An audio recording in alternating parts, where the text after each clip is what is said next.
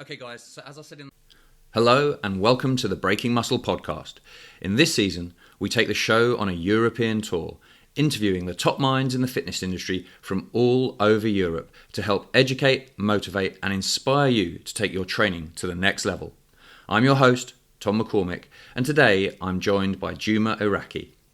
Juma is the founder of Iraki Nutrition, a Norwegian company that consists of exercise scientists, sports nutritionists and researchers that provide training, nutrition, education and consultation related services to business and athletes. In this episode we discuss training frequency for size and why it's a variable a lot of people get wrong, specialization phases for stubborn muscle groups, how many calories you need to gain lean muscle, how quickly you should gain weight when bulking, and the 2 supplements that work and the other 2 that might work. So without further delay, it's on with the podcast. In that introduction, I'm delighted today to be joined by Juma of Iraki Nutrition, who has a phenomenal podcast, which I definitely suggest you go and check out. But today we're going to be talking about muscle gain, specifically how we can help hard gainers pack on size, and with an emphasis on nutrition and supplementation strategies to optimize the process. Juma, thank you for taking the time to join us today. Thank you so much for the invitation. I'm really looking forward to having a productive discussion. Yeah, well, you're part of our European tour, so we've had the Netherlands, Hungary, Germany, Norway, and now where are you based currently? I'm in Norway. Yeah, Norway too? Okay, so for some reason in my mind you're in Iceland, which is... No. Who did you have from Norway? Was it Børge? Yes. Okay, so Børge is a really good friend of mine. Okay, cool. Interesting. Okay, so with him we talked a lot about how we could make training as efficient as possible in case you're someone who doesn't have hours and hours just to dedicate to your life to being in the gym. So the difference between what is optimal and what is effective and that continuum. And maybe we'll discuss your thoughts on a little bit of that, because it seems to me that most discussions we talk about people as if they're robots and this is the perfect way to do it and this is how we structure it, but then we forget that people, unless they're an elite athlete, and even when they are elite athletes, have lives away from the gym, away from their diet plan and their sporting performance, and factoring all that in, and that's something we want to talk about today. Could you just give us a quick insight to the type of people that you're working with? Is it mostly in-person clients, online, different sports, physique competitors? What's the mix and the profile of your client base? Well, it's a mix. I do some personal training with just regular clients, but I also mostly have online clients where it's a mix of regular people want to lose fat, want to gain muscle, but I deal a lot with athletes, specifically powerlifters, weightlifters, and physique athletes. So that's my client that I work with a lot. There's a Norwegian competition coming up this weekend, and we have a couple of competitors there, and the Norwegian Championship, which is in 2 weeks in fitness in Norway. Mm-hmm. Well, and anytime we're mentioning Norway, all that happens in the back of my mind is the Norwegian Frequency Project and this mythical research that was done, which again we've covered briefly on the podcast before. But so is that guys competing in powerlifting up there in this competition, or is it? No, this is just physique. Okay. Actually, one of the guys that did the Norwegian Frequency Project is a part of Iraki Nutrition, Alexander Sirketai, which is a very famous Norwegian powerlifter. Mm-hmm. So he has great insights into the project, and we did actually do a podcast on that on the Iraki Nutrition channel a couple of years ago. Yeah, so it's a fascinating one, but it's one that's made perhaps more interesting by the fact that there's so little actually published about it. So all these, almost like a Chinese whispers approach to things. But okay, so with that in mind, with your insight into that, do you use high frequency training with physique competitors, or is it more designed in your usage with strength athletes? It's more with strength athletes. Usually what I do with physique competitors is that we do have a higher frequency compared to the doing every muscle group once a week. But I want to just add to that I think a lot of people um, get this idea that either you're having no progression at all or you're getting a lot of progression when it comes to muscle growth, depending on the frequency. So I think a lot of people, they overemphasize the frequency thing and forget that volume is the main driver of muscle hypertrophy, and you can still make good gains by training every muscle group once a week. But if you do it twice a week, it's easier to dose the volume. In a sense, you're able to do more quality volume by doing it that way. But if you look at some bro splits, you'll see that, example, if you do chest and biceps on one day and you do shoulders and triceps on another day, if you include dips and close grip bench press and on the shoulder and triceps, you're still doing a higher training frequency in that sense, even though you're only doing each muscle group once a week. So I think a lot of people maybe don't take that into consideration, that there's a lot of overlapping exercises Yes. that you do during the week, and you're not able to isolate a muscle group and only train it once a week in that sense. But like, as you get more advanced, it will require more volume, and doing 20-25 on back day might be very taxing, and it would be easier to do two smaller sessions during the week and to divide the volume by two, or maybe even three if you are getting real advanced. Another thing is that as you get more advanced, I think it's important that you start to prioritize the volume. So if you have any muscle groups that you see as your strength, maybe cut back on the volume there for maintenance, to basically allow more of the recovery going to the muscle groups that you want to prioritize, not only for recovery purposes, but also for the calories that you're eating will be geared towards more for the muscle groups that you're actually prioritizing. So I think as you get more advanced, these things become of more importance with the frequency thing. But I think a lot of people just jump on that train and say, well, I'm advanced and I need to do these things and I need to be at this frequency. But at the start, like, everything works when you're just new to the game. And as long as you're making progression with either load, reps, or sets in a way, you're going to see some progression in regards to muscle growth. But as you get more advanced, those things start to get more difficult. Yes, I think I completely agree. I think you made some interesting points. Actually, one of those being about bro splits, that typical hit at one time a week. And well, obviously they work because lots of guys have built muscle using that. But also you talk about that overlap, and I wrote an article once called "In Defense of Bro Splits." You know, have bros been doing science the whole time? And as you say, if you're doing dips or close grip and things like that on your arm day, then yeah, there's that a lot of crossover. And I think, you know, basically some guys do deadlifts on back day, so their hamstrings are even getting hit twice a week. So yeah, there's a lot to that. I would 100% agree.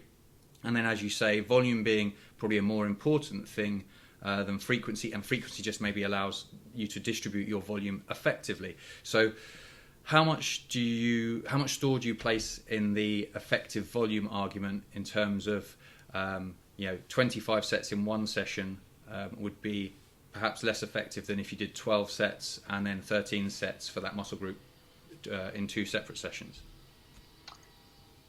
Well, that's a good question. I think one of the drawbacks of trying to do more frequency, in a sense, for a lot of people when they try to divide a lot of the volume in more smaller sessions, is that it's in a sense they're maybe training too far away from failure. Yes. Like, a lot of people use reps in reserves or RPE, and they think maybe I'm hitting 2 reps in reserves, but I see that a lot of guys, they hold a lot back when they're doing that way. So it's really important that you're still trying to train as hard as you can, but maybe not go into failure each time. So what I teach my clients is that we try to, depending on what type of level they're at, but as you get more advanced, it's easier to just add sets during the cycles we're going through. What I teach them is that during let's say we have a 4-week cycle that we're training in, there's some exercises and there's some period where it's okay to go to failure. But I wouldn't necessarily say that you should go to failure on your first week of the cycle on your main lift, but maybe more towards when you're getting towards the end of it and you're starting to do a deload, it would be more beneficial to take your sets closer to failure because you're doing a deload after that. Yes. So I think actually one point you make again is that relative intensity of the effort, like a prerequisite to any effective program, is that you're going to have to work hard. And I think there's a trend for people to sort of overanalyze and theorize on things without actually doing that part. They could just do the most classic bro split and work really hard. They'd get better results than their incredibly scientific approach that they half-assed their way through. So that's definitely true. And I think you're also right that training to failure can almost be used as another variable to manipulate. Like we manipulate volume, frequency, and then that relative intensity, how close you go to a failure across the course of a block of training, a mesocycle, for example. And that sounds quite similar to what maybe Mike Israel might propose. Would you? I'm pretty certain you've interviewed him and things. So you'd agree, as a principle, say week one's almost like an intro week. You perhaps say 3 to 4 reps from failure on all your sets, finding your weights, finding the technique, and across the course of that, you get closer and closer to failure until perhaps at the end you're maybe taking almost all your sets or to failure, or even utilizing intensifier techniques like a drop set, for example. As a basic structure, you think that's a really effective one? Yeah, absolutely. Okay. And with some guidelines, obviously some exercises maybe don't lend themselves to failure as well as others, and then some exercises you probably could go to failure on leg extensions every time you train them. So do you have any kind of guidelines when you're structuring a program, how you determine how early in the phase it's going to go to failure, or and which exercises you bias training to failure on? Usually I don't recommend going to failure on heavy compound lifts like squats and deadlifts. We don't go to failure on those exercises when we're training for. It's just too taxing for the system in my opinion. But going to failure on isolation movements, like isolation movements for biceps, triceps, side delts, stuff like that, is not really going to tax the system a lot. So in that sense, you could go to failure on those earlier in your cycle, but it's more on the compound moves and the complex lifts that I don't really like to see people go to failure early on. But as the load increase, it's naturally that you're going to get closer and closer to failure before you deload. Mm-hmm. It's just a natural pattern for a lot of people that it turns out that way. Yes. But I totally agree with Mike on like getting the move on when you're starting out a new cycle, that to get the feel on the weights and how you should progress with things is a good idea. And another thing that I recommend my clients do is some of them will put like 10 kilos from every week, and I usually tell them that that's fine if you're like way off on your first week, but it's not going to be sustainable in the long run. So it's better to have like these small PRs every time you train instead of having this massive one each time. It doesn't really make sense that you're going to get putting on like 20 kgs every time you lift, because at some point that's going to stop, and it's better to have these small increments from week to week and just milk that as much as you can. Yeah, build the momentum, and those marginal gains add up over time. Yeah, Absolutely. absolutely. And so with that in mind, we've talked about going to failure over the course and getting closer to it, and then doing a reasonable amount of training to failure, and that's obviously very taxing. Do you program in deloads for clients that are looking for hypertrophy? If they're not worried about sporting performance, it's just muscle gain or physique transformation. Are you programming deloads into their sessions Yeah. or their programs? Yeah. Yes, we usually do deloads every 4 to 6 weeks, and my approach to deloads is that I like to program them in advance, because for some people it might be difficult to know when they need a deload, and by that time they take the deload, it might take them a longer time to actually recover because of the training volume that they had. So in a sense, they get detrained during the deload phase and have to cut back a lot. So that's why I usually like to do programmed deloads and do it every 4 to 6 weeks. And I don't try to do it in a very complex way. It can be like, okay, let's say we do deloads every 4 weeks, and we'll just say that, let's say you did 100 kg on your bench the first week, 8 reps, and you did 3 sets, and then you did 102 and a half, 105, and you cut back 1 reps for each cycle. The deload would then just be going back to the original weight you were doing or slightly below that, and using the lowest amount of reps and maybe cutting by 1 set. So instead of doing 3 sets, you'll do 2 sets, and you'll do, let's say 6 to 8 is the reps interval. You'll do 6 reps, and you'll use the load you use in the first week or slightly below that. So yeah, So when you start at 95 kilos, for example, yeah. Yeah. And Okay. when you start a new cycle, then you'll start slightly above what you did last time. That usually works for a lot of, it definitely works for novice lifters and intermediate lifters, but when you get more advanced, it's more difficult to put on, load or increase the load. It's more easier to just add sets. So what I'll do then is say, okay, this is the rep range, this is the set target, and as soon as you reach the maximum amount of set we put in for that exercise with the maximum amount of reps, you'll increase the load, and then you start at the lower end of your sets and slightly build that up until you reach that again, and then you'll increase the load. Okay, so to some extent, a novice will be mostly deloading via intensity, because we're not having to chop volume too much, but because advanced athletes can accumulate so much volume, they have to consider that as well and think about reducing. So they may be doing 5 sets of 8 at the end of their cycle on an exercise, and then in their deload session perhaps 3 sets of 8 with a lighter weight. Exactly. Okay. Now, so just from a practical standpoint, deloads with clients, how do you find your clients deal with deloads? Do you struggle with some of them thinking, oh no, it's a wasted week, what's the point, and you really have to talk them into it, or do you find that most of them are pretty good at taking deloads?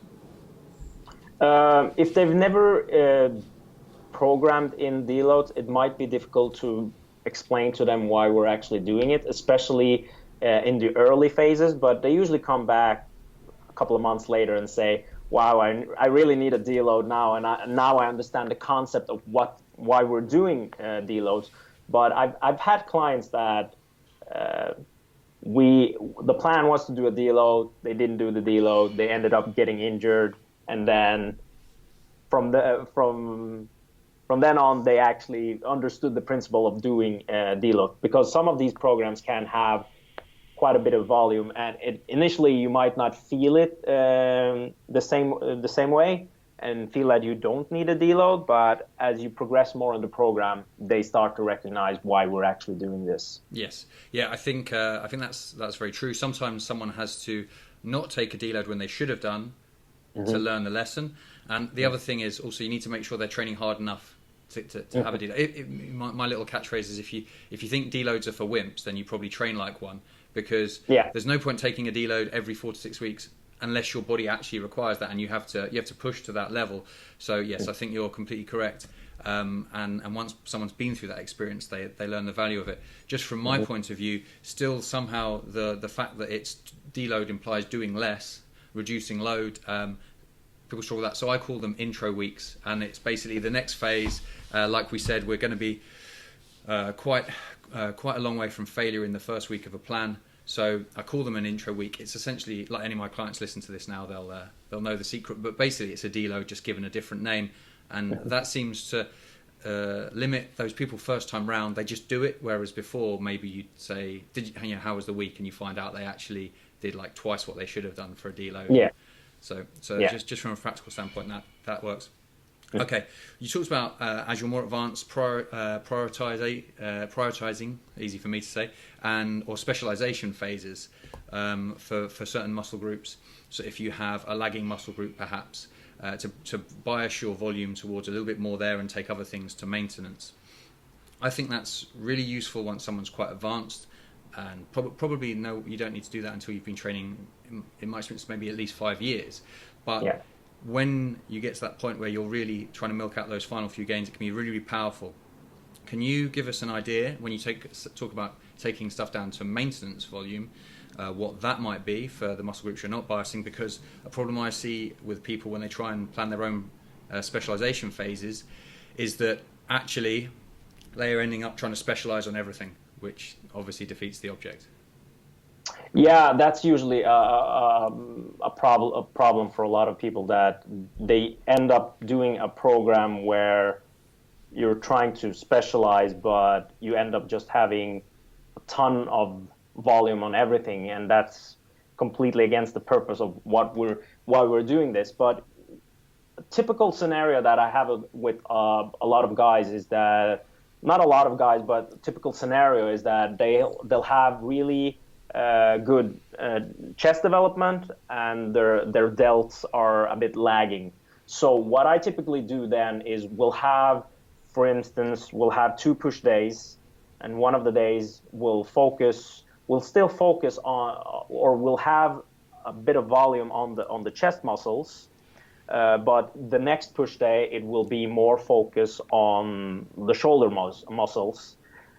So we prioritize that shoulders comes first on that day, and then we'll maybe have some volume for chest on that second day. So we're still doing some volume for the chest, but it's drastically reduced. It's still getting one day where we're getting appropriate amount of volume, but on the second day it's really scaled back to allow more focus on shoulder, because doing chest and then doing shoulders after, it's usually not very productive for a lot of guys, especially if they have lagging shoulders. Another thing we might do is incorporate some side lateral work, if that's the lagging muscle groups, on additional days. So we'll increase the volume or the volume and the frequency on these other days, because they're not as taxing as doing overhead presses and shoulder presses and stuff like that, and they can take quite a lot of volume.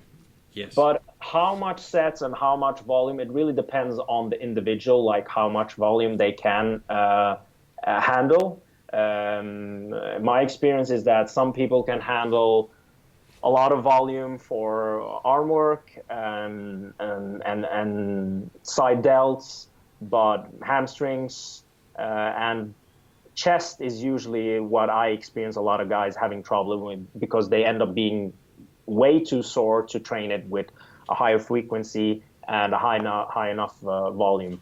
Yeah. So it really depends on the individual, their recovery availability, the availability to recover, and how much volume they can handle. But we always do a decrease in volume based on what their previous volume was. So it's never going to be like, okay, we've done 20 sets and now we're going to do maintenance, so now we're cutting back to 4 to 6 sets a week. We might just reduce the amount of volume based on what they already have to allow for more volume for the other prioritized muscle groups. Yes. Okay, yeah, I think that's a really important point to know that it's relative to the individual. So what's maintenance for one person isn't necessarily the same for another. And of course, it's relative to that individual, but it's relative to the muscle group of that individual. So like you say, the chest may be very different to the biceps or the side delts.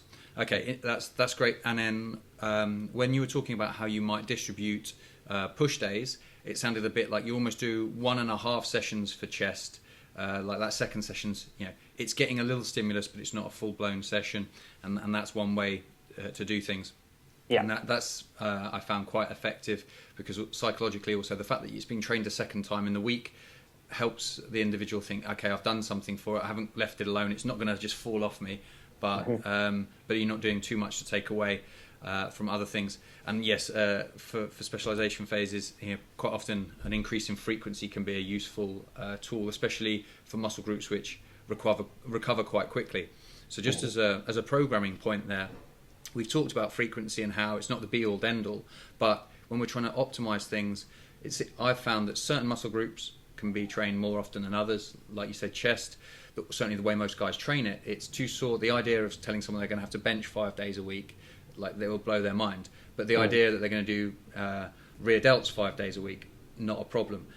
So do you program with specific frequencies for muscle groups kind of factored in, and so your program maybe doesn't look so symmetrical, but you're trying to hit things, so you're distributing that volume ideally across the course of the week? It's only like these things we're talking about now is really only when I have clients that are advanced and have lagging muscle groups. Yeah. But usually if I have people that are novice and intermediate, it's not really that important to have like this advanced protocols for things. We'll just use general distribution of volume for all the muscle group, because everything needs to be improved. So we'll just keep the frequency the same, but as soon as we start to see lagging muscle groups or things that needs improvement, we might increase the frequency. Usually my default is having a frequency of twice a week for muscle groups. One of the things that I think maybe people forget as well is that it really is a difference with an advanced person benching, let's say 180 kg for 8 reps and doing 3 sets, compared to someone doing 60 kg, 8 reps for 3 sets, when it comes to recovery from that. So that's one of the other things that needs to be factored in. As you get more advanced and stronger, it's actually going to be more taxing on your body how much volume you can handle on those lifts. So in that sense, that also needs to be a factor that you calculate when you're doing these programs. Like, what type of exercises, how strong are they on these exercises, and is it possible to do anything with an increase in frequency or volume in this case? Because it's completely different when you're actually training for strength compared to when you're training for muscle hypertrophy in that sense. Mm-hmm. Yes, so obviously very strong guys in the Norwegian frequency project can handle high frequencies, but then the way that frequency is done there, they're not going to failure, et cetera, and then training more, with a bodybuilder mindset where we're closer to failure, and if you're also incredibly strong, the amount of disruption you cause is huge, and so presumably that's one of the key differences between the two. Yeah. Okay. And I'm not like factoring in also that if you look at professional bodybuilders, there's also a lot of other things going on that actually make it that makes it possible to train that huge amount of volume they're doing in only one session. But yes, that wouldn't be, I'm not saying that that's the most productive way of training, but they can, in a sense, get away with doing all the volume in one session because of the amount of loads they're lifting and also the help they're getting from the super supplements they're using. Yes, those performance enhancing drugs can cover a lot of programming. Well, what might think of almost mistakes, but glosses over some of those. Okay, so you also talked about someone's recoverability, how well they recover will be a factor, and so that seems to be a nice segue to get on to talking about nutrition, because in my mind, along with sleep and then nutrition are the two most powerful tools you have available to you to determine your recovery, and that's often what I'm trying to emphasize, the importance of sleep to clients and also then their diet. So now, if you've got physique competitors, I assume most of them come to you with fairly good eating habits. Is that a fair assumption, or do you see some horror stories? No, usually, like my experience is that like the new generation of physique athletes, they're more open-minded compared to what it was a couple of years ago, where it was basically a template of how you were supposed to eat to get shredded, chicken, rice, and broccoli, and that's it. And this is actually one of the things that we cover in. We recently had a new publication called Nutrition Recommendations for Bodybuilders in the Off Season, where Sergio Espinar, Eric Helms, Peter Fitchner, and I wrote basically recommendations on everything from energy intake, macronutrients, timing, frequency, distribution, and we also covered supplements. And when we were covering micronutrients, some of the old literature, they saw that a lot of bodybuilders, they have deficiencies in a lot of these micronutrients, like calcium especially, because they cut off a lot of dairy. But what we see in the new generation is that they have a more flexible approach to nutrition, where they don't eliminate a lot of food groups, and that makes it easier for them to cover all the macronutrients that they need. So my experience is that the clients that I get now, they're more in tune with the flexible approach. They know how to track their macros, and it's fairly easy to give them guidelines on how to progress during the cutting phase. I actually had one client now, a bikini competitor, which I worked with from September. She competed in April, and we basically just did flexible dieting. Like, she just had macros to follow, and she was basically eating whatever she wanted, as long as she hit her macronutrient target plus minus 10 grams and got in sufficient amounts of fruits, vegetables, and berries. We didn't have any restrictions on what she should eat, but the closer she got to the contest, the more limitations she had on what is reasonable to put in a diet, because at that level you're getting so hungry that it doesn't really make sense that you're using your calories for Pop-Tarts or anything else.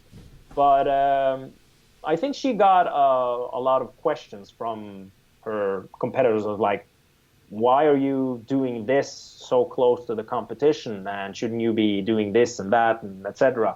But she ended up winning her class, and she also took the overall at the Norwegian Grand Prix earlier this year. So it was fun seeing that you could put science into it and not eat chicken, rice, and broccoli and still win a physique competition. Yeah, absolutely. I think you're right that the whole flexible dieting thing, for the most part, has been very positive in terms of educating people on that. And then, of course, you take people who take that to the extreme, and you mentioned Pop-Tarts, and they seem determined to try and get in shape eating only Pop-Tarts and protein shakes. But and also when you talk about those bodybuilding prep, Andrew Chappell in the UK is doing some similar work, and I think they've just published recently another one. Eric Helms collaborated on that, and the interesting thing is that they sort of broke them into elite, or sort of top three competitors, and those that didn't place. And one of the key differences is their rate of loss was slower. They ate more overall calories, and they had higher carbohydrate intakes, which to me, say 8 years ago, I'd have been like, oh, that's crazy. I thought low carbs was the way to go to get shredded. And one of the problems when I was trying to build muscle is low carb had worked for me to get lean, so I was kind of sold on it as a concept. So this is the answer. And then I tried to stay low carb to gain muscle, and ended up spinning my wheels for quite a long time until I educated myself better and researched it. I think, again, that's probably less of a mistake now because people are understanding a little bit more, and there's people doing good work educating the masses. But is that something that you've found, people being carb phobic, or is that lesser concern nowadays? It depends on what type of clients that I have. Usually the people that are afraid of carbs are, if I have clients that have struggled with weight loss, like overweight people, they usually have this idea because they say, well, I stopped eating carbs and I lost a ton of weight. And as soon as I ate carbs again, I gained tremendous amount of weight right away. And it takes some time to actually explain to them that it's basically water weight initially because of glycogen, and every gram of glycogen requires approximately 3 grams of water to be stored in the body.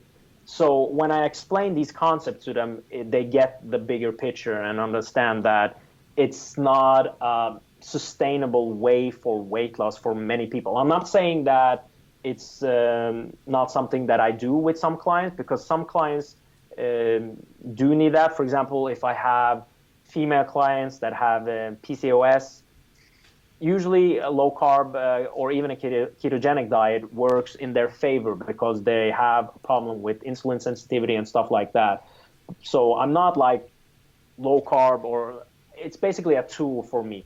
But most of the people that I work with are active people, and for number one, adherence, and also for performance, it's really important to have a sufficient amount of carbohydrates. So I'm more of a low-fat approach when I have these physique competitors. So I like to keep carbs as high as I can and lower the fats as much as I can.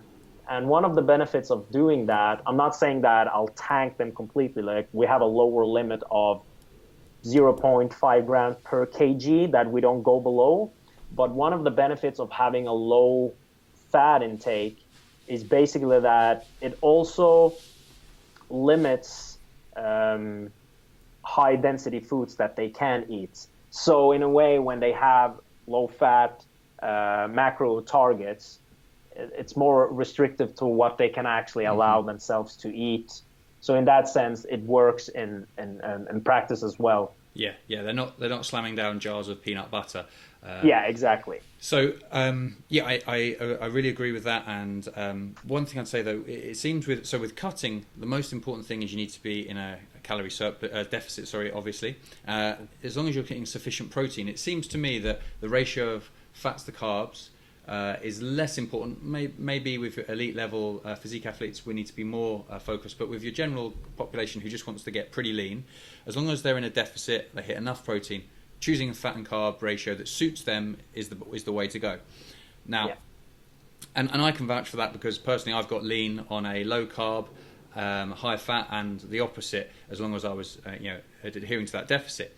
Now, when someone's trying to go the other way and gain muscle, I feel like there's maybe a little bit more emphasis on the ratios and being slightly more important, because in my experience from a practical standpoint, when people are in a surplus and they really chase fat intake, then it seems to me that they almost gain a little bit more fat than if they're taking on a higher proportion of carbohydrates but at the same surplus. Would you say that's something you've seen in your experience? And can you, if it is, can you give us some theory behind why that might be the case? Yeah, that's also my experience, that when people are in a gaining phase and eating, like allowing a ton of fats in their diet, I think one of the things with doing that is that it basically allows them to have it's a bigger chance that they'll eat high density foods, and if they're not tracking accurately, yes, they might end up eating much more calories than they actually need.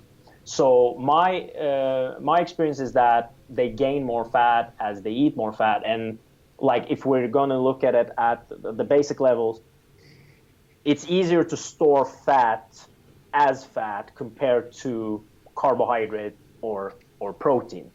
That's one thing.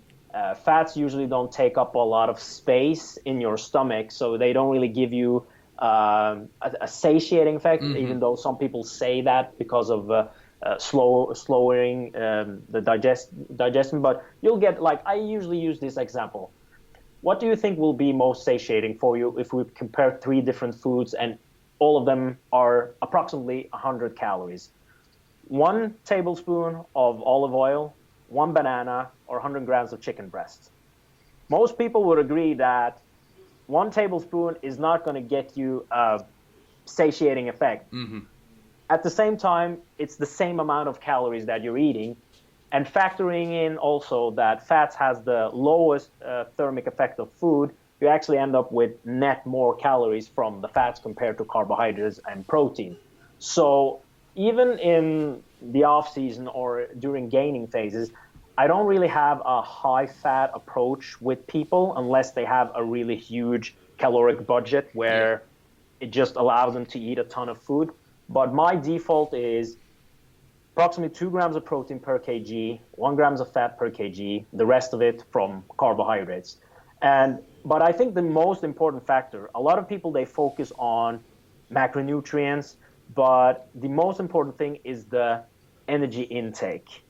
And a lot of people overemphasize how much calories they actually need. Mm-hmm. That's one important thing that I think a lot of people need to understand, that you don't need 1,000 calorie surplus to gain muscle. Yeah, especially when you get more advanced, because the more advanced you get, the less potential you have to grow muscle. So in that sense, you're going to require less calories. So typically what I do is, if we have a novice person who's trying to get muscle, especially if he's a hard gainer, we might be more aggressive with energy surplus, because hard gainers, they tend to overcompensate when they eat more calories by being more active. So in a sense, the caloric surplus is eaten up by their increased activity. Mm-hmm. So that just ends up with being that we need to increase, and then we find a level where they're gaining at a slow pace. I remember I had a junior hockey player. He was 19, and he was going to play for the A team the following year. So his coach sent him to me and said, you need to pack on at least 4 or 5 kgs until the next season. So during the 4 or 5 months, you need to pack on some muscle. And I remember he was like 70 kg, and we started at 4,500 calories. Nothing happened. 5,000. Nothing happened. We ended up getting to 7,250 calories until he had to actually started to gain some weight. And I had to like you can't eat 7,000 calories eating clean foods. You have to eat something. So he ended up eating ice cream every single day for dinner. So as long as you have the basic covered for calories, macronutrients, and macronutrients, you need to add in some energy-dense foods when you're dealing with people that are hard gainers and struggling to put on weight. Yes. So that guy's like 155 pounds, 70 kilos. Yeah. Okay. Yeah. But he's the most extreme case I've ever had with a hard gainer. But keep in mind, this guy was training 4 or 5 hours a day, like running, strength training, and hockey as well. So his workload was very high, and at the same time, he really struggled with gaining weight.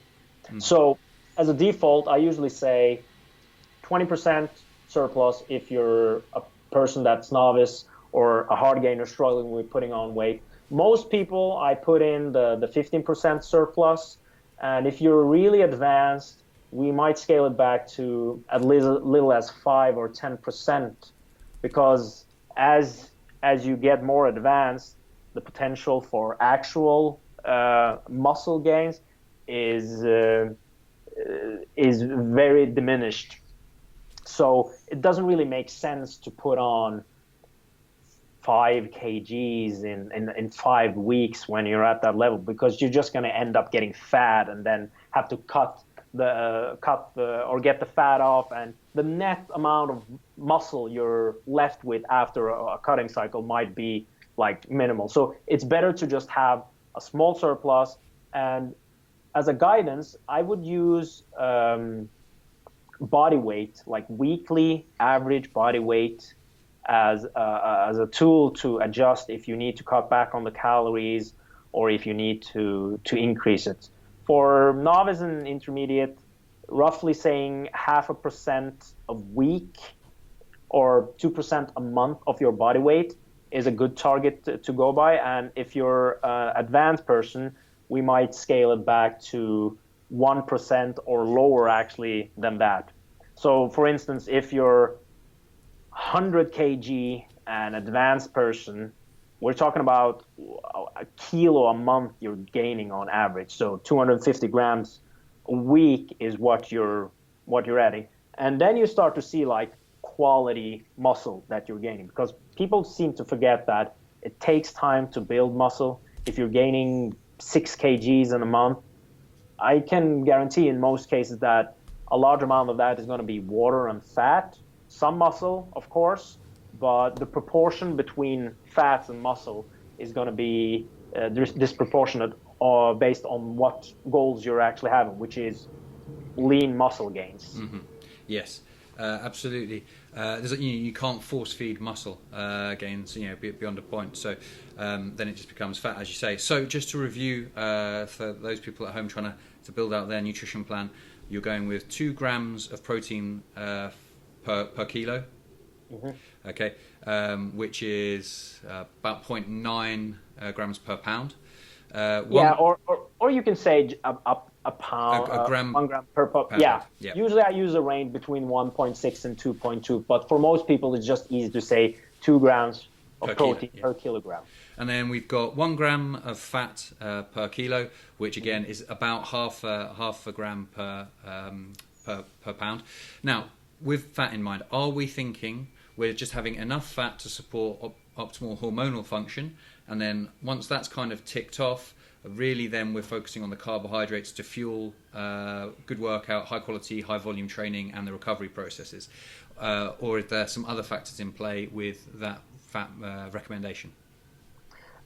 Basically, it's just to cover essential fatty acids and, like you said, to optimize hormone. But one thing I would like to mention is that I think the aspect of sufficient fat intake and optimizing testosterone level is extremely exaggerated based on the actual changes that you see, because it's when you're dealing with physiological levels of testosterone, it's not going to make a huge difference if you're going from, let's say, a range from, in Norway we use 8 to 35 nanomoles per liter for testosterone.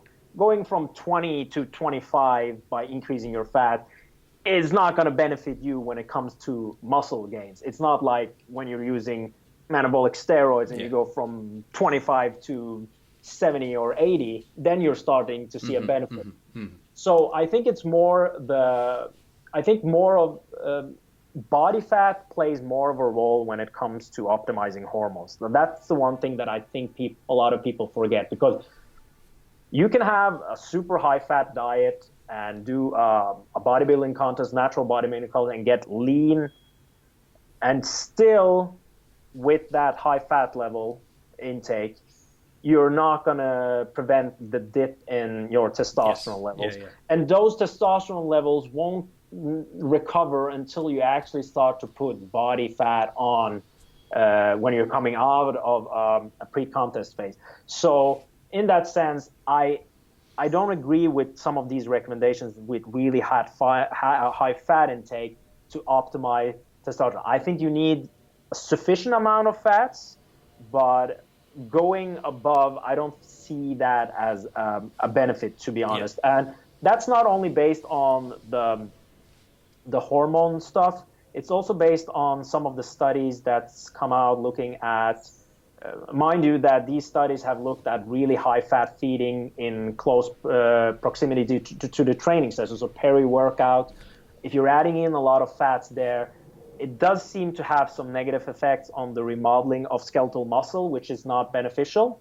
That's one thing. And I actually had a study where we saw that you were less efficient with carbohydrate metabolism if you were eating a lot of fat, because having circulating triglycerides in your system do affect the insulin sensitivity. So you're not as efficient with your carbohydrates if you have a really high fat intake. So typically what I recommend my clients is that the further you are from your training sessions, the more fat you can allow in the meal. But the closer you are to your training sessions, both before and after, the amount of fats that you eat should be a minimum. And that's not just because of this, it's also because of digestion and absorption as well, because eating a high-fat meal before a training session, you're just going to feel really shitty, to be honest, during that session.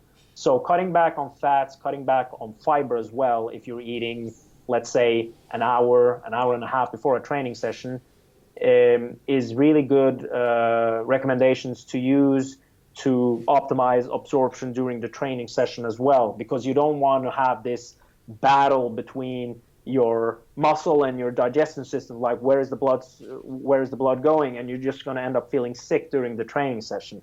Mm-hmm. So that's one thing. The other thing with carbohydrate is that as a physique athlete, one thing is performance, and you don't necessarily need the same amount of carbohydrates for resistance training as you do for endurance training, but you still need some. That's one thing.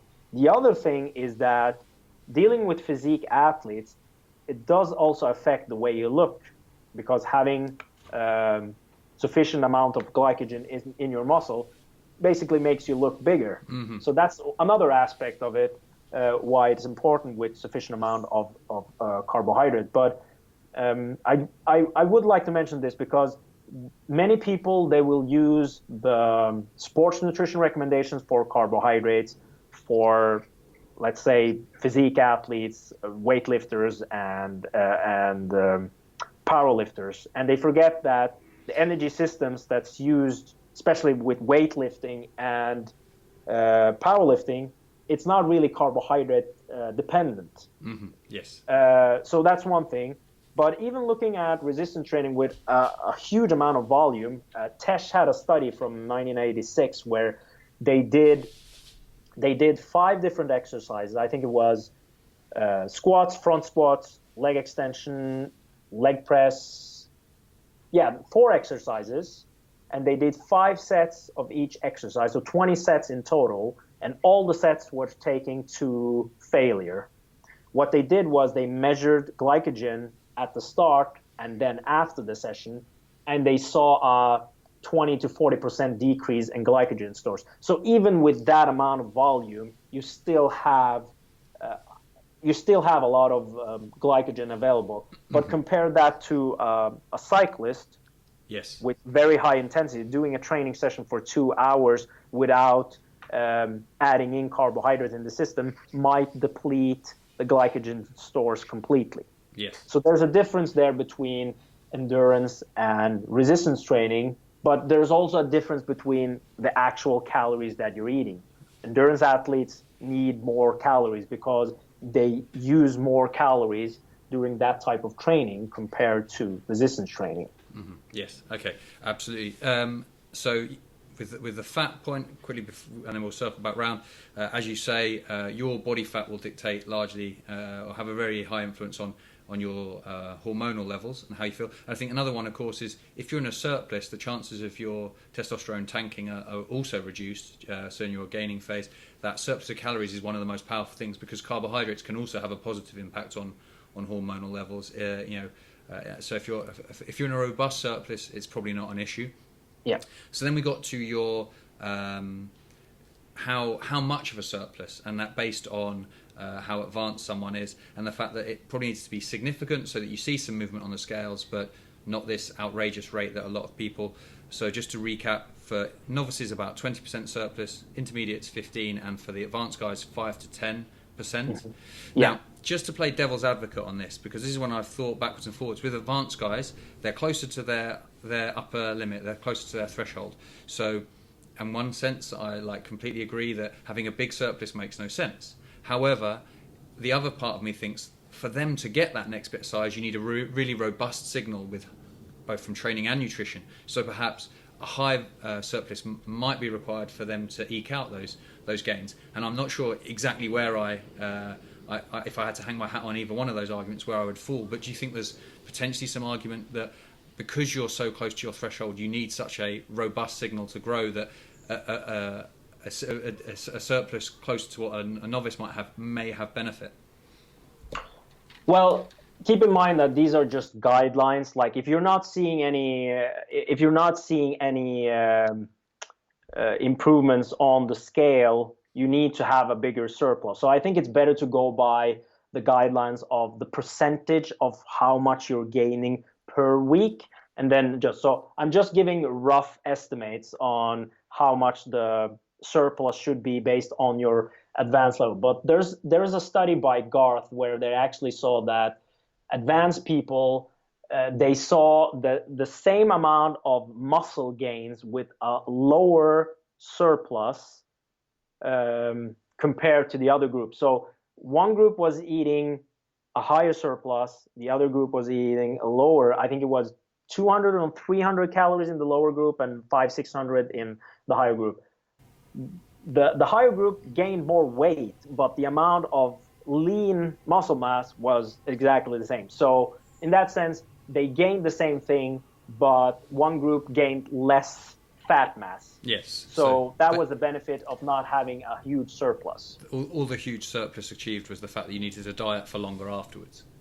Yeah, exactly. Okay. Yeah. Okay. So I'm a big fan of the weekly changes in body weight because it's obviously relative to the individual and gives good guidelines there. And so, again, to recap there, we might be looking at 0.5% per week for a novice, so 2% per month. But for more advanced guys, 1% a month is going to be the upper threshold probably for them. The only issue for people there is measuring that smaller change on a weekly basis. From a practical standpoint, I find sometimes can be quite difficult for them because they're like, have I gained weight, have I not? Because we're looking at such a small change on a week-to-week basis. Have you ever found that with someone?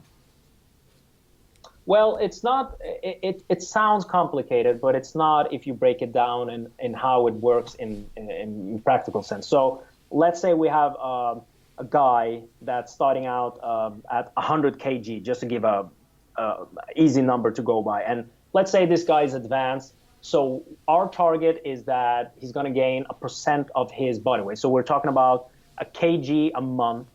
So what we'll typically do is he'll weigh himself every day after he goes to the restroom and before he eats. And then we'll do a 7-day average and look at his weight, and we'll compare that from week to week.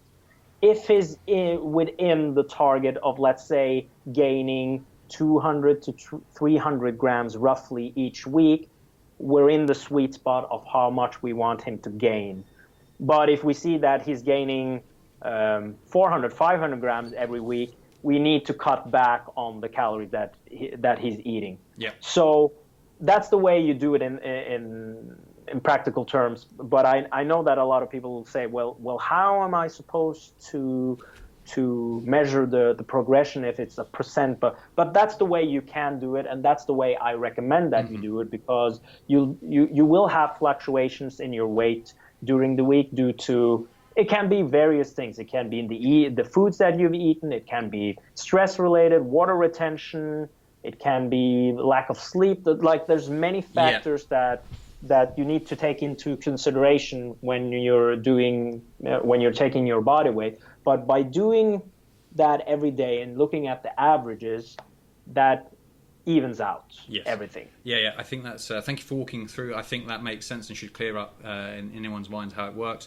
And I think really it points out two things. But first of all, if you're at this level and you're trying to find those extra gains, you have to take this seriously. And actually, weighing yourself isn't that big of an undertaking, and doing it frequently can be very powerful. The problem is, some people seem to be adverse to ever going on the scales, and then they're just guessing. So I think, I know when I work with people, I try and get them to do it a minimum of 3 times a week, but if it's someone who's at that higher level, we need to do more frequently. And secondly, 100% that your weight can change day to day, and understanding that is hugely important. Just another one is that I find people, if they eat a meal later, or they weigh in at a different time the next morning, say on weekends they have a lie-in and they weigh in, it can throw things off. And I've had a few people panic, and you have to kind of talk them down when they think they've either gained half a kilo of fat or lost half a kilo of muscle overnight. So so I think that's important, and of course the 7-day rolling average is very helpful. So I think we've given a pretty good overview of surplus, rates of gain, and like a macro split. Could you quickly talk us through meal frequency? What's the perfect number of meals we need to eat to get as jacked as possible? Well, typically what I say is that keep meal frequency between 3 and 6 meals. What I typically do is that I go by the amount of protein that you're eating, because we're talking about, like, a meal is not an apple and a banana. It's like protein feedings is what we count as meals. So meals are, some people say, well, I eat 4 meals and then I take 2 protein shakes. Well, to me, that's 6 meals, because you're getting in 6 protein feedings. So we're counting everything here. So what I typically do is I'll calculate the amount of protein the person needs, and then we'll have roughly a target of 30 to 40 grams of protein for each meal. And then I see, okay, how many meals can I fit in a range between 3 and 6 and still fulfill that requirement of 30 to 40 grams. So again, example, we have a guy, he's 100 kg, we'll say 200 grams of protein for him. So 200 grams of protein, and we need 30 to 40 grams of protein for each meal. Let's go with 40 grams 5 times a day. Then we'll fill up the 200 grams. If we have a female that's 60 kg and she needs roughly 120 grams of protein, we might say that she needs 4 meals a day, because then we'll have 30 grams 4 times a day. That gives her 120 grams. So that's the way I do it with meal frequency. Keep it between 3 and 6. For most people, the sweet spot will be 4 and 5 meals, is my experience, because that's easy for people to adhere to, and it also helps with hitting the target of protein that we need. And when I say 30 to 40 grams of protein, because I know this is a question that a lot of people ask, they'll ask, are you counting only the protein sources, or are you counting all the proteins in the meal? You count everything, but I have one general rule. The rule is that 2/3 of the protein in the meal should come from a complete source. So what I mean by that is, if you're eating a ham and cheese sandwich, for example, and your target is 30 grams, if 20 grams is coming from ham and cheese and 10 grams is coming from the bread that you're eating, that's fine. But if it's reversed, that's not fine. So if 20 grams is coming from bread and 10 grams is coming from ham and cheese, it's not really optimal when it comes to protein quality. Yes. So that's a rule that you also should have, that if you're eating chicken, rice, and broccoli, you count all the proteins, but 2/3 should come from the chicken, the protein in the chicken. Yeah, okay, I think that's excellent, and that will clear things up for people and how their plate should look, and also how they do things. And just quickly on that protein recommendation of 30 to 40 grams and also 2/3 from a complete source, that's all based on we're trying to maximize muscle protein synthesis per meal. Okay, good. Yeah. Right, now we're using up a lot of your time, and I know you're busy, so I don't want to go on too much longer. But thank you for being so generous with your time. Quickly, no, and I know this is like not something we can do that quickly, but supplements. Now, a bunch of guys will be hanging around thinking, okay, now tell me what I need to take to get massive. Obviously, you've done that research paper. I've read it, so I kind of know. But can you give us some cliff notes on what supplements are worth considering, and maybe also give us a kind of indicator of magnitude of effect? So, which ones are game changers? Okay, so when I talk about supplements, I don't consider protein shakes and stuff like that. Like, there's supplements, but when I talk about supplements, I talk about supplements that actually can give you a performance benefit or can give you an edge. And when I say edge, I think a lot of people overemphasize the effects that you can get from supplements. They're like the icing on the cake. It's not going to be a deal breaker for your gains if you use that supplement or not. But if you have everything in place and you want to like maximize everything, there are some supplements that can be of benefit if you're trying to gain muscle. So I have a would recommend list and maybe consider a list that I usually say, and it's the supplements that we discussed in our paper. So creatine monohydrate, is like really cheap, has ton of research that it works. Like, we're not only talking about work by giving you a performance benefit, but I think a lot of people overemphasize what type of benefit, because I hear a lot of guys say, well, I started using creatine and I was doing 100 kg on the bench and I could do 8 reps, and now I can do 10, but that's about it. And I'm like, well, that's 2 reps you got from taking a supplement. Like, what more were you expecting? Like, were you expecting to add 20 kgs to your bench?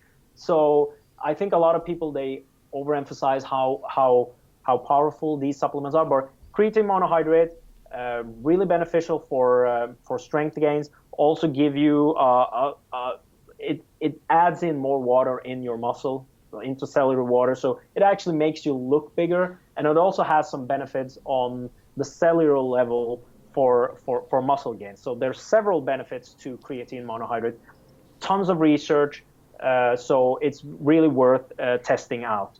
Another supplement which is beneficial is caffeine. It doesn't really matter if you take caffeine pills, drink coffee, or use energy drinks, is the amount of caffeine that you need. So I don't know if I mentioned it, but for creatine, 3 to 5 grams is what's recommended. And for most people, 3 grams is plenty. Like, the recommendations is 0.03 per kg. So up to 100 kg, 3 grams seems to be sufficient. When it comes to caffeine, general recommendation is 3 to 6 milligrams per kg. But in our paper, we concluded that it might be beneficial to aim for the upper end of that, so 5 to 6 milligrams per kg. And that you need to take it pre-workout. So creatine doesn't really matter when you take it during the day because it doesn't have an acute effect, but caffeine does. So approximately 1 hour before your training session, and due to caffeine's long half-life, it's really important that you factor in when you're actually training during the day. So if you're training later in the day, you might benefit from taking caffeine a couple of hours before, so it doesn't interfere with your sleep. Because if you have to choose between optimal sleep and taking caffeine, I can tell you that I would much rather have an athlete have optimal sleep than getting the performance benefit from caffeine.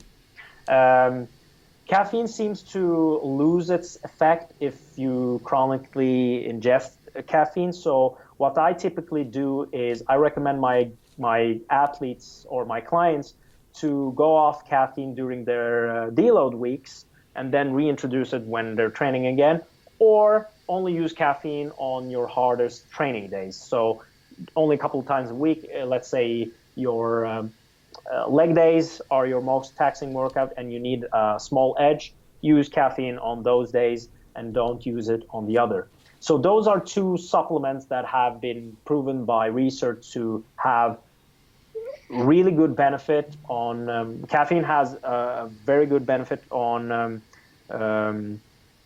delaying the feeling of fatigue, but also power output. Yeah. You take caffeine is a benefit from that. Then we move over to the you might consider category of supplement, which is beta-alanine and citrulline malate.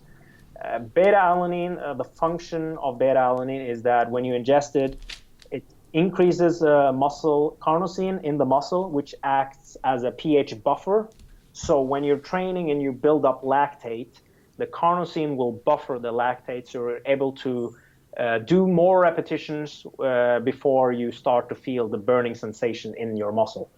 So that can be of benefit for physique athletes if you're training typical bodybuilding with some higher reps.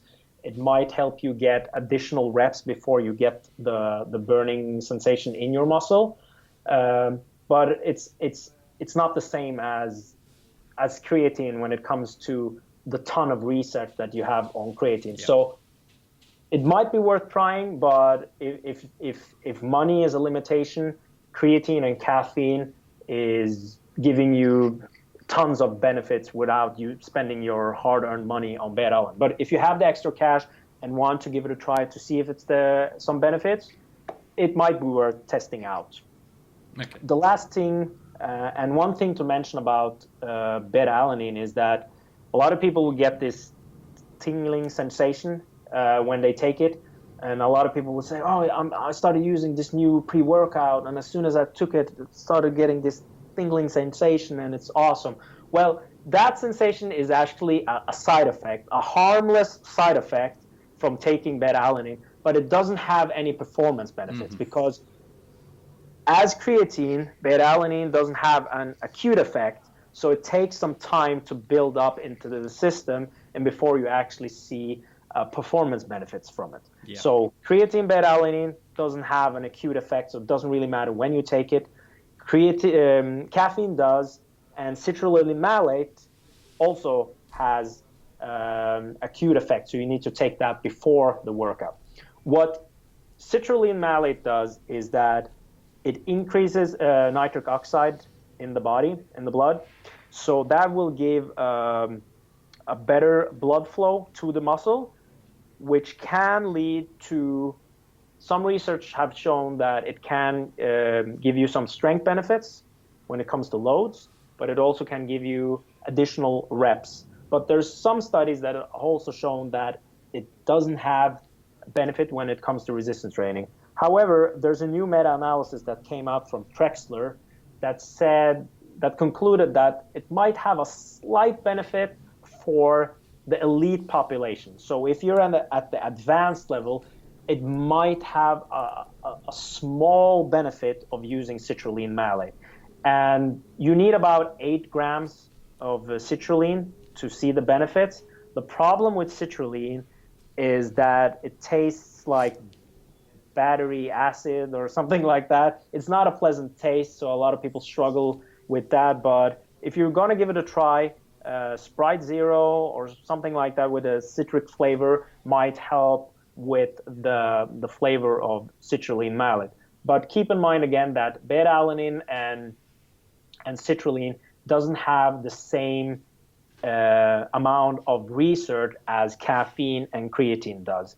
So caffeine and creatine is thumbs up from me and something I would consider if you're trying to build muscle. And if you want to test out some additional supplements, then citrulline malate and beta-alanine is something you might consider. Yeah. Okay. Fantastic. I think that was a great review of those things. They're very thorough, and sadly for everyone listening, there was only 4 things listed in there, and only 2 of those you're confident in definitely suggesting. So that sums up the state of supplements and their level of importance, I think, very nicely. So Juma, we're nearly there. Thank you so much. I've got a quick fire round for you. And then after that, I'd like to take the opportunity for you to tell people a little bit more about where they can find out more about you. So first of all, it's some either-or questions. So firstly, pizza or burger? Burger. Chocolate or peanut butter? Chocolate. Beach holiday or city break? Beach holiday. You got to factor in having the kids with you now, haven't you? So, like, you know, city break doesn't work quite so well now. Yeah, exactly. Okay, a steak, rare or well done? Oh, rare. Yeah, good man. Eggs, scrambled or poached? Scrambled. Okay. And now, can you tell us something about you that people probably don't know? Something about me that people don't know. This is always the trickiest one. Yeah.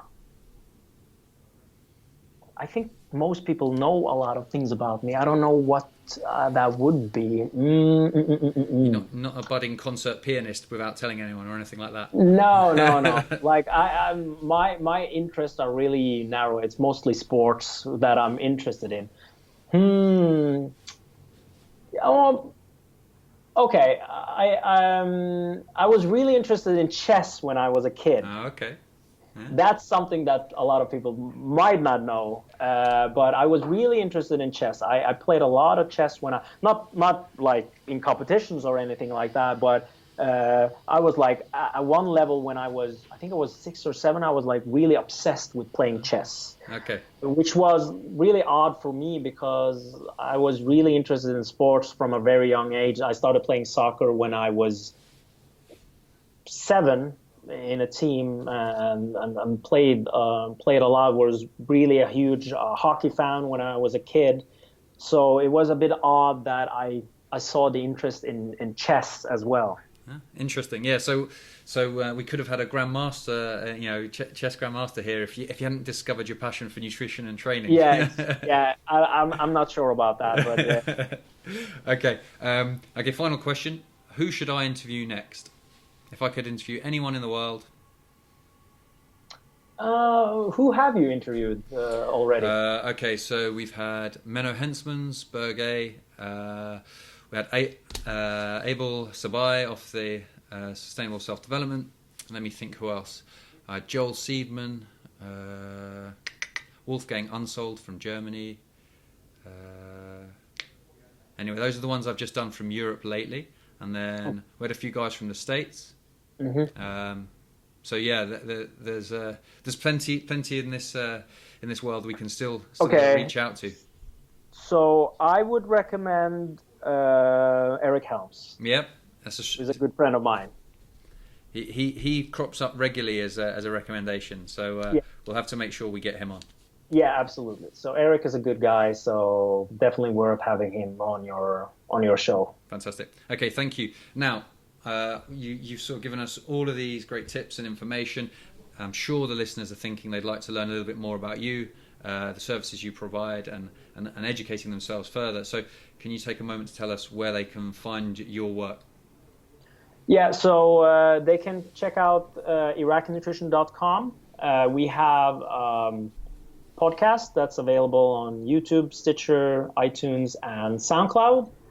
We also do frequently infographics on our Instagram, where we take the complex work of the research and boil it down to easy, digestible information for people that are interested in training, nutrition, and supplementation. We also do online coaching, which is available worldwide. We had some clients from the UK. We've had some clients from Spain and the States, but most of the clients that we have are Norwegian.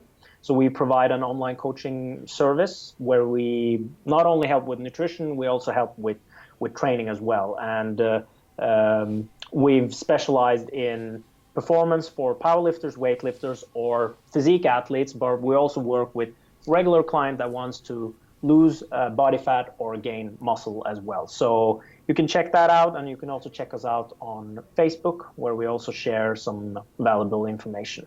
Okay. Yes. So if you've enjoyed this podcast and the content that we've discussed, then I can definitely vouch for the Iraki Nutrition podcast. I've listened to tons of episodes myself. It's fantastic, and also a very valuable resource is I can support your infographics on Instagram. Do some great work there, boiling down, as you say, what could be perceived as very complex to laymen, and then putting it in a format that they can quickly get the key takeaways. So well worth doing. So guys, give them a follow on both those platforms at the very least.